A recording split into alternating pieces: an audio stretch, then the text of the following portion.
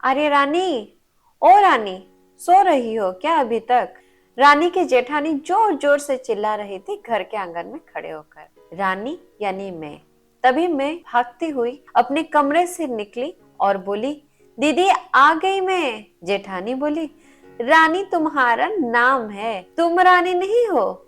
मैंने तुम्हें रात में ही समझाया था कि सुबह को जल्दी उठ जाना, तुम्हारी मुंह दिखाई की रस्म है। मैंने बोला कि दीदी रात को नींद ही नहीं आई, जगह नहीं है और मन में थोड़ा डर था कि सुबह आंख नहीं खुली तो। रजनी दीदी हंसती हुई बोली, रानी मेरी प्यारी देवरानी, जल्दी से घूंघट कर लो, अगर माँ जी आ गई तो हंगामा हो जाएगा। मैंने घूंघट किया ही था, तभी माँ जी वहाँ आ गई और कड़कड़ाती आवाज में बोली, चलो अब क्या यही गपशप मारती रहोगे तुम दोनों? हमने चलना शुरू ही किया था, तभी माँ जी ने रजनी दीदी के कंधे पर हाथ रखा और बोली, पता है ना कहाँ से जाना है और कैसे जाना है? माँ जी ने बोला कि जब भी कोई बड़ा तुम्हारे सामने खड़ा हो तो हमेशा घूंघट में रहना और कम से कम अपने बड़े के सामने आना और बिना घूंघट के तो कभी नहीं। रजनी दीदी कुछ बोली ही नहीं, बस अपना सर हिलाकर हाँ बोल दिया। मैंने भी बस अपना सर हाँ में हिलाया। माँ जी के जाने के बाद मैंने पूछा, रजनी दीदी आप तो स्कॉलर हो और इन सब चीजों को कैसे निभाते हो? रजनी दीदी मुस्कुराई और बोली कि मैं थारे जेठ जी से बहुत प्यार करती हूँ, इसलिए अभी तक चुपचाप सब चीजें निभा रही हूँ। मैं कुछ नहीं बोली और चुपचाप रजनी दीदी के साथ घर के बाहर वाले कमरे में जाकर बैठ गई। वहां पर एक पड़ोस की आंटी जी बैठी थी। वो बोली, ये कैसी बहू आई है? ससुर जी सामने खड़े हैं और ये यहाँ बैठी है, मुझे कुछ समझ ही नहीं आया मतलब। रजनी दीदी बोली, आंटी जी अभी नई बहू है, यहाँ की रीति रिवाज सीखने में थोड़ा समय लगेगा। रजनी दीदी मुझे वहां से उठाकर मेरे कमरे में छोड़ गई।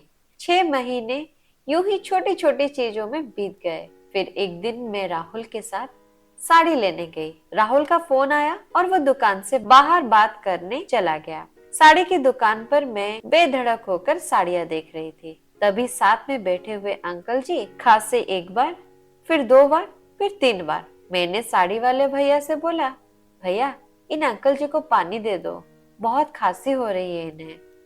अंकल जी भड़क उठे और बोले, क्या बदतमीज लड़की है ये, कुछ शर्म लिहाज है या नहीं इसे?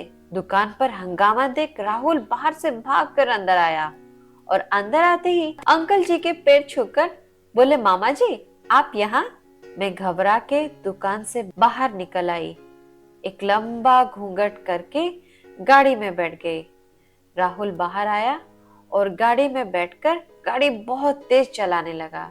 मैंने धीमी आवाज में बोला, गाड़ी बहुत तेज चला रहे हो, कहीं एक्सीडेंट ना हो जाए। हम घर पहुंचे ही थे, तभी माँ जी जोर जोर से चिल्लाते हुए बाहर आई, देखो आ गई ये रानी साहिबा, खानदान की इज्जत मिट्टी में मिलाकर। तभी रजनी दीदी आई और बोली, माँ जी मेरे शादी को 6 साल हो गए, मैं अभी तक मामा जी को नहीं जानती, ये कैसे जानेगी?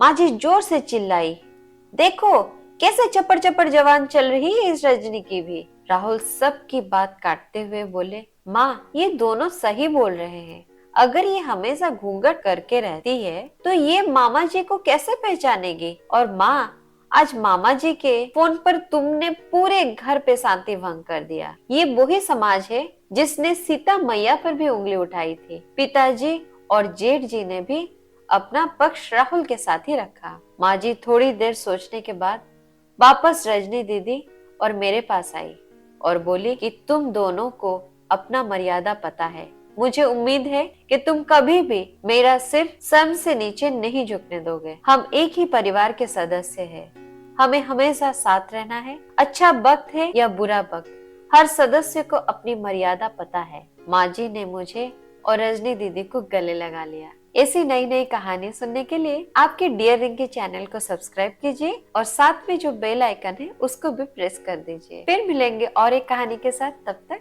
नमस्कार।